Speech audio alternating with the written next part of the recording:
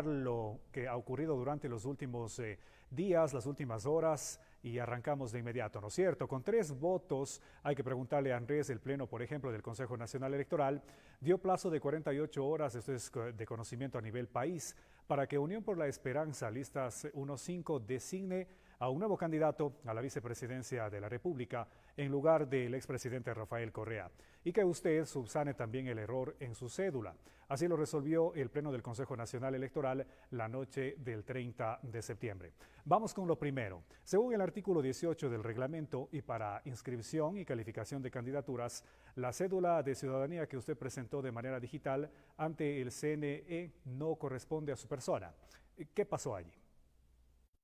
Mira, hasta ahora no sabemos a qué se debe esto, ya que en el CNE, que es una plataforma informática, uno tiene que digitar el número de cédula de cada candidato y es el propio el sistema el que arroja los datos de uno, porque el CNE está vinculado a las bases de datos del registro civil. Ujú. Y bueno, estamos esperando recibir una explicación de qué pasó, pero no hay problema, digamos, si es que hubo un error de nuestra parte, los compañeros que tienen las claves para ingresar estos datos, simplemente ingresaremos la documentación correspondiente. De hecho, anoche recibimos ya la notificación del CNE con la resolución y hoy inmediatamente, a primera hora, luego de concluir esta entrevista, ingresaremos la cédula y la copia correspondiente, a pesar de que, como sabemos, hay una ley que dice que no es necesario entregar copias de la cédula cuando las instituciones públicas tengan el cruce de datos con el registro civil. Bueno, tienen hasta hoy, ¿no es cierto? Y eso es importante recalcarlo. Ahora, con el segundo Perdón, tema, tenemos hasta mañana, Wilmer, porque son ok, 48 horas. Sí. perfecto. Ahora, con base a lo establecido también ya en el segundo caso, con el informe técnico, asimismo el Consejo Nacional Electoral ratificó, por ejemplo, que el expresidente Correa está inhabilitado de participar debido a que tiene una sentencia condenatoria ejecutoriada por el delito de cohecho, en la que se establece además la suspensión, por ejemplo, de sus derechos políticos. Estos causales, sin duda, de inhabilidad. ¿Cómo respondemos ante eso también? Bueno, ante eso que fue la decisión más importante que ha tomado el CNE quizás en los últimos meses, Ujú. es una decisión crucial porque permite que con esperanza, con alegría, podamos seguir siendo una opción para que el pueblo ecuatoriano pueda decidir salir de una situación muy dura en la cual se ha privilegiado los intereses de acreedores, de banqueros y no los de las familias ecuatorianas. Ahora tenemos la posibilidad de reemplazar el nombre de Rafael Correa por el de Correcto. nuestro compañero Carlos Rabascal, un compañero muy comprometido, guayaquileño, empresario, comunicador, que además estará a cargo del desarrollo productivo con equidad territorial, es decir, que el desarrollo empresarial, que la economía popular, que las iniciativas de emprendimiento florezcan, pero en todas las provincias del país. Así que ese estaremos ingresando también ya el día de hoy. Hay algunos asuntos técnicos informáticos del Consejo Nacional Electoral, pero preferiremos no dejarlo más adelante, sino que lo haremos hoy mismo a través de la documentación física, Wilmer. Andrés, bueno, a nivel nacional usted cuando era consultado sobre su binomio había dicho primera opción Rafael Correa, segunda opción Rafael Correa y la tercera también Rafael Correa. Por ello le pregunto qué ha dicho Carlos Rabascal ante estos hechos, ¿no es cierto? No es menos cierto que sin duda le han tenido ahí entre sí y no y siempre ha sido la segunda opción para ir como vicepresidente, como candidato. Claro que sí, mira, nosotros hemos sido muy claros que nuestras opciones y prioridades estaban Ujú. en que Rafael Correa pueda ser el candidato a Agotando las vicepresidente. instancias quizá, ¿no es cierto? Exactamente, teníamos que esperar. Nosotros hicimos todo lo que teníamos que hacer para cumplir con el reglamento de presentación personalísima, que por cierto ayer fue ya declarado ilegal, inconstitucional, no rige ya más ese reglamento en el país, con lo cual por ese aspecto Rafael Correa sí podía haber sido el candidato y eso es lo que teníamos previsto que Ujú. ocurra. Sin embargo, cuando ya llegó esa sentencia de la Corte Nacional de Justicia, que en su etapa de casación duró apenas 17 días y se resolvieron 16 casaciones con documentación extensa de más de 300 páginas, claro, ya nos dejan sin piso porque eso en efecto inhabilita a Rafael Correa como candidato, le quitan sus derechos políticos y cristaliza el objetivo al cual se ha venido dedicando lamentablemente un gobierno durante 3 años, que es la proscripción política de un personaje, de un líder. Bueno, tenemos nosotros obviamente una contingencia, y en este caso es el compañero Carlos Rabascal. No ha habido ninguna intención ni un camino de decir que sí, que no, que sí, que no, sino que necesitábamos cumplir los pasos procedimentales. Ayer hemos tenido en la madrugada la decisión afirmativa en ese sentido, y ahora tenemos a Carlos Rabascal en la papeleta electoral del 2021.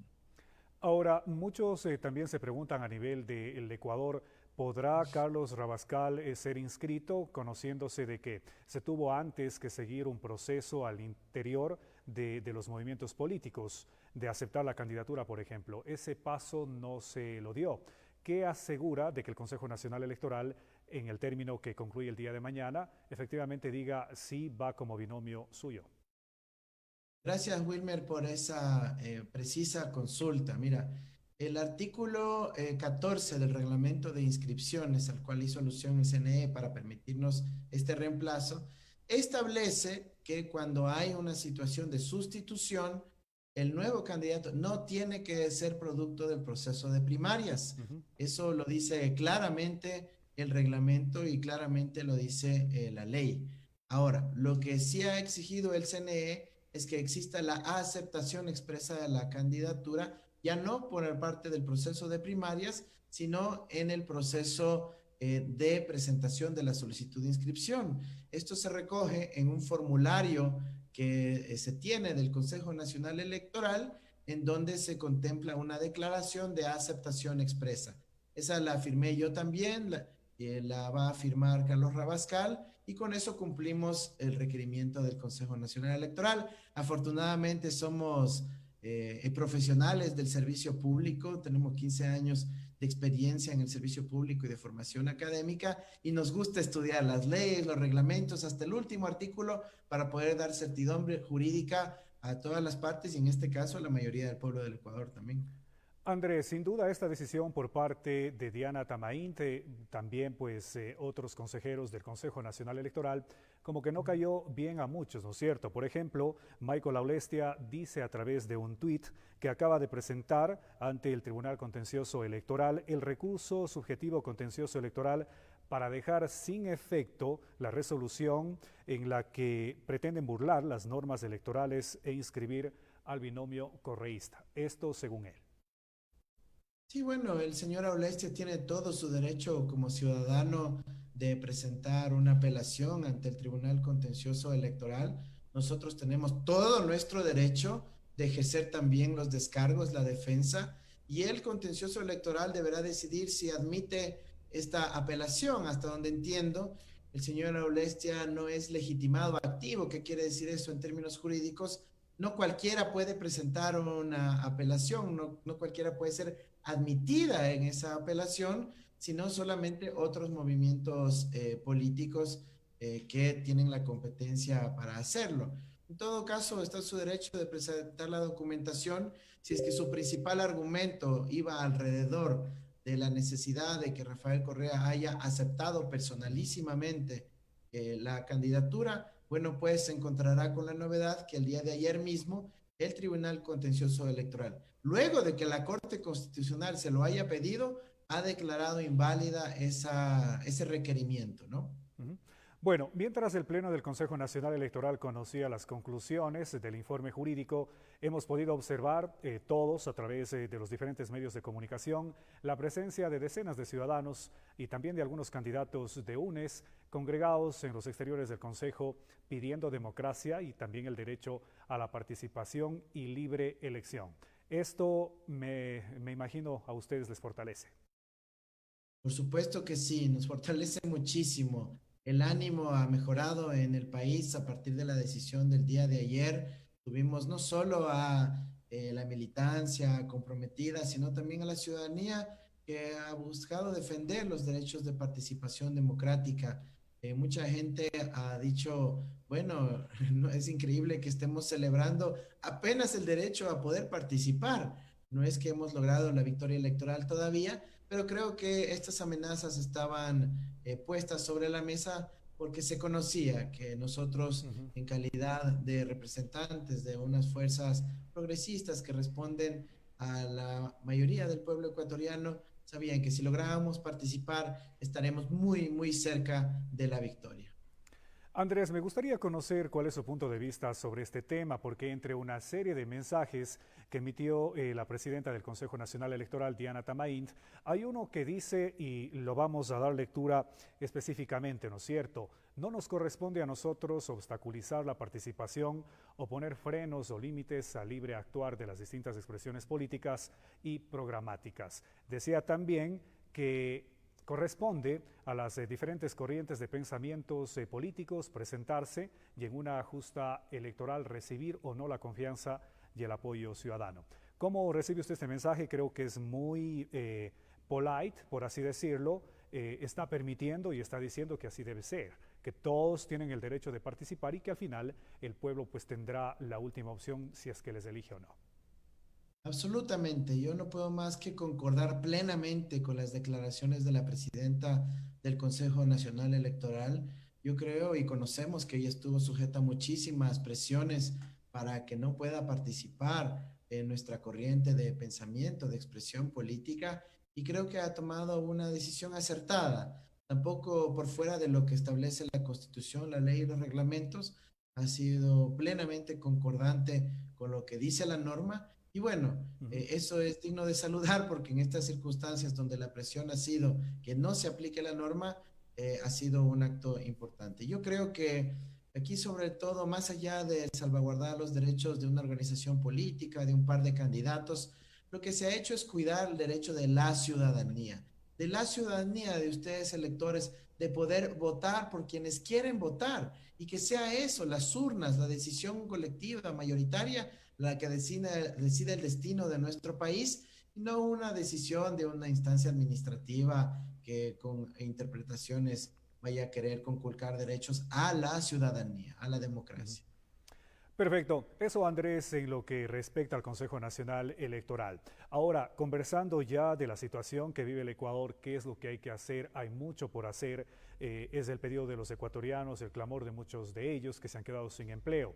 Varios candidatos afirman que la economía, la seguridad, sin duda la salud, que ha sido muy mal vista, no solamente aquí en el Ecuador, sino a nivel del mundo, y también varios sectores del Ecuador, sin duda, están ahí a la espera de resoluciones, ¿no es cierto? Por ello, mi pregunta en esta mañana, es directa. ¿Usted tiene la solución en el caso de llegar a la presidencia de la República?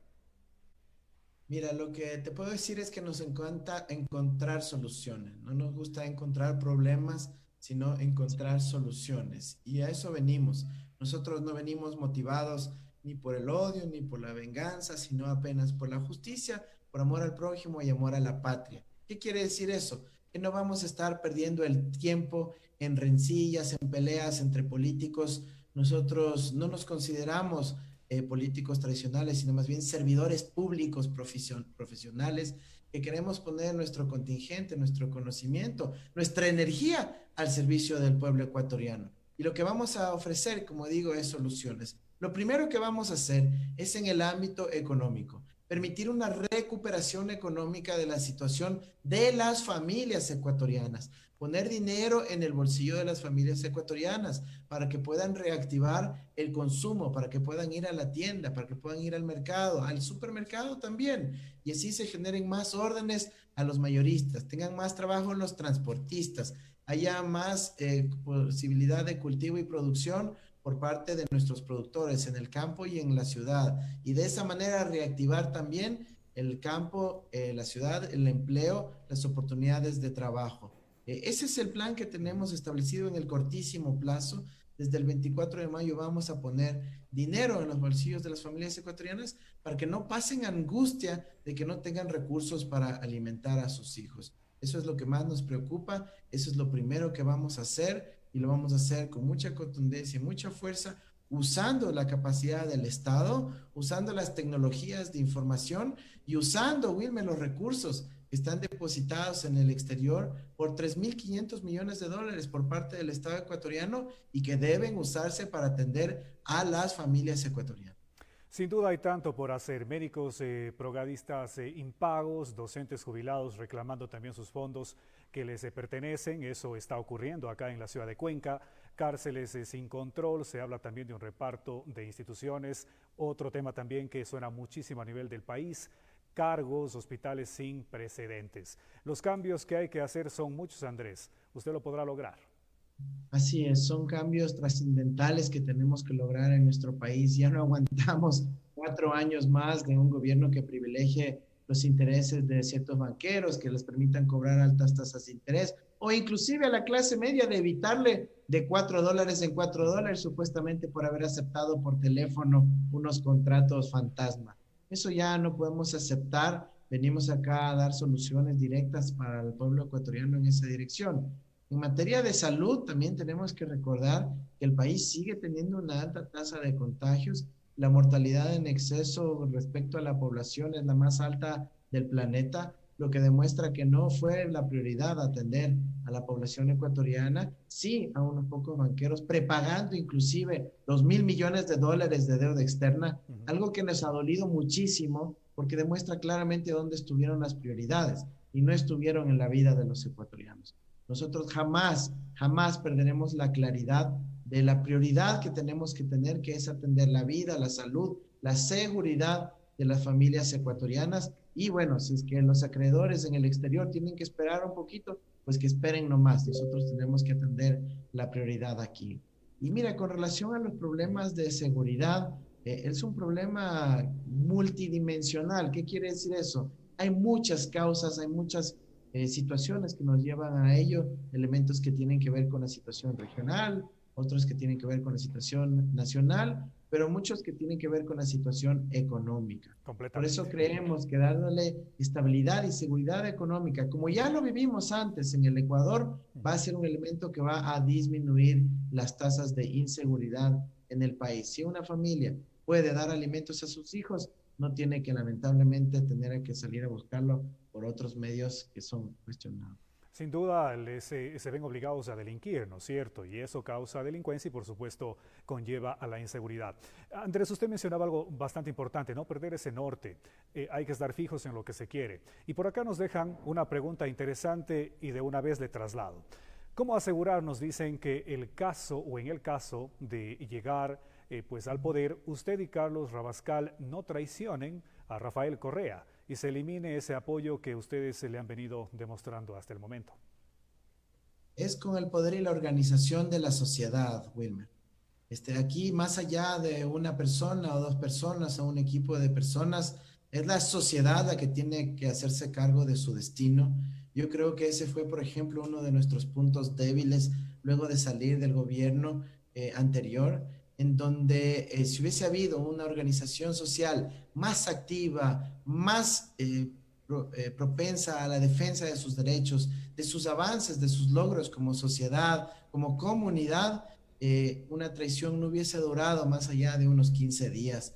El pueblo hubiese respondido rápidamente y eso es lo que le pedimos al pueblo ecuatoriano, que no dependa de la voluntad de una persona, en este caso puede ser yo, puede ser cualquiera, sino que sea el pueblo, las personas, ustedes, los ciudadanos organizados para evitar que se desvíe el rumbo. Y si es que eso ocurre, pues afortunadamente tenemos los mecanismos constitucionales que van a permitir que el mismo pueblo Ujú. corrija el rumbo. Eso es lo que pedimos. Eso es lo que se quiso hacer también durante el gobierno de Moreno, cuando la ciudadanía presentó las firmas para la revocatoria del mandato. Nosotros jamás le rehuiremos al pueblo para que tome las decisiones que tenga que tomar. Andrés, unas últimas preguntas que son bastante importantes hacerle a usted en esta mañana. ¿Por cuánto tiempo vivió fuera del país? Mira, yo he vivido fuera del país en múltiples instancias. Ujú. En el último periodo fueron casi 3 años. Antes de eso yo viví 4 años en Rusia también. Claro. Y bueno, tengo muchos parientes y amigos y familiares que viven también Le afuera. consulto esto porque me parece interesante saber cómo entiende usted la realidad del Ecuador, ¿no? Absolutamente, mira, la realidad del Ecuador, pero también de nuestros hermanos en el exterior. Yo también he sido migrante y sería duro pensar que un ecuatoriano migrante no entiende la realidad de su país y nosotros tenemos absoluta claridad de lo que ha ocurrido en el Ecuador. En esta última fase, yo estuve cursando mis estudios de doctorado en el exterior y mis proyectos de investigación, el 100% de ellos tenían que ver con el Ecuador. Así que jamás me he despegado de nuestra realidad. Constituimos el Observatorio de la Dolarización para Así es. estudiar con minucia cada artículo, cada reglamento, cada decreto, cada ley que se promulgaba en este gobierno para poder definir las oportunidades de mejora, la crítica constructiva y siempre las propuestas alternativas para poder poner Muy en el bien. centro de la acción pública a la familia ecuatoriana y no los intereses de unos pocos. Tenemos un poquito de tiempo nada más, candidato. Sí quisiera consultarle. Este tema es bastante fundamental también. El Fondo Monetario Internacional, FMI, aprobó 6.500 millones de dólares. Parte de los ecuatorianos piden transparencia de en qué se invertirá y otros pues, obviamente se preguntan cómo pagará el próximo gobierno. En caso de usted llegar a la presidencia de la República, ¿hay alguna estrategia? Quizás sea muy pronto consultar. Gracias, Wilmer. No, mira, nosotros tuvimos ya una reunión con el Fondo Monetario hace un par de semanas por invitación de ellos. Ujú. Fue una invitación, ellos decían, bueno, usted está liderando las encuestas, nos gustaría conversar con el candidato que lidera porque muy probablemente tengamos que conversar con usted cuando sea gobierno.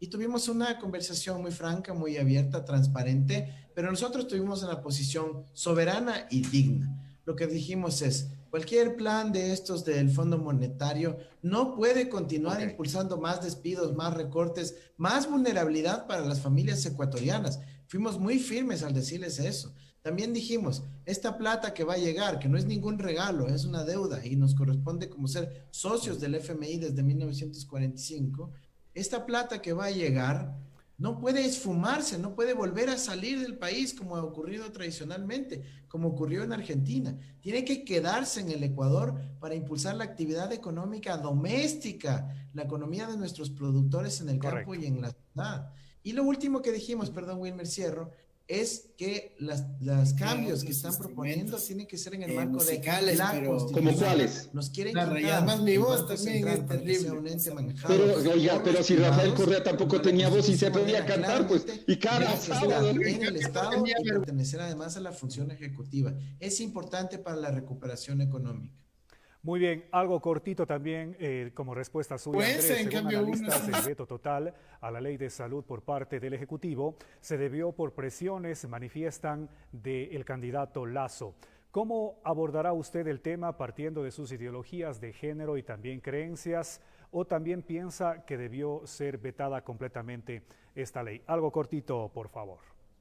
No, mira, yo no creo que la ley debe haber sido vetada totalmente. Ujú. Aquí ahí teníamos elementos muy positivos que contribuían a la salud pública, no tenían que ver exclusivamente con temas de género, era una ley integral y, por ejemplo, permitía que el etiquetado de los alimentos que todos los ciudadanos ven en su día a día pueda quedar cristalizado en la ley. Ahora vemos amenazas para que como ya no estará ese código de salud vigente, simplemente venga un decreto o un acuerdo ministerial del ministro actual y quite el etiquetado, le quite la información a la ciudadanía sobre cómo poder consumir, poder establecer que pueden quitar la Correcto. administración pública del sistema de salud, cuando más necesitamos que los hospitales, los centros de salud estén al servicio de la ciudadanía y sean un servicio público, gratuito y de excelente calidad. Perfecto. Cerramos con esta pregunta que también es fundamental en la entrevista, Andrés. El modelo de gobierno de los últimos años en nuestro país ha sido que llega el nuevo gobierno y su bandera es encarcelar a los involucrados o presuntos involucrados en casos de corrupción. Y esa ha sido su bandera de gestión durante los primeros denominados 100 días. ¿Cuál sería su estrategia para ser neutral con la justicia y permitir que los hoy procesados y los que vengan sigan su propio curso de la ley? Mira, a nosotros no nos motiva ni el odio ni la venganza y no nos interesa meter codazos y ese tipo de vieja política. Nosotros venimos acá a hacer una política nueva, rejuvenecida, junto con la ciudadanía, junto con nuestro pueblo y nuestra prioridad será la economía. Muy bien. Hemos perdido mucho tiempo como país enfocándonos en el odio político. Nosotros tenemos que enfocarnos en las soluciones para atender la vida de las personas. A eso venimos. Perfecto, Andrés. Muchísimas gracias en esta mañana por acompañarnos en primera hora. Un abrazo, que esté bien. Gracias, Wilmer. Un abrazo también. Saludos. Mucha suerte. Andrés Arauz.